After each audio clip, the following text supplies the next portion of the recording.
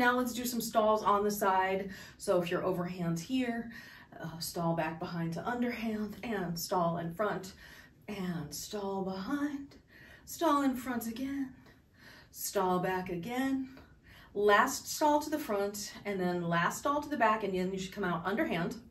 And now we're gonna bring it down and around to the front in underhand. We're at the top of the turn. You're gonna let it fall back behind you in the figure 8, chest high here. And remember to swivel to open it up back behind. And good job. As you're feeling that, bring it up, bring it up, bring it up over the crown of your head. And swoosh in front, drop behind, swoosh in front, drop behind. And if you lose it, come back down to here. So yours is going a little bit more like this than like this. So mine is more flat. We want it more flat, not side to side. I'm trying to go front to back. So let's start here again at chest. See it clockwise, sorry.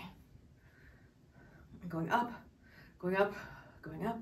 Thinking about it this way, look to your right, start it behind you, throw it over the top, and then go front to back, even if you're looking at it to the side, so that it looks like this, so that ultimately you can get it up from here out to the side over the crown in line here.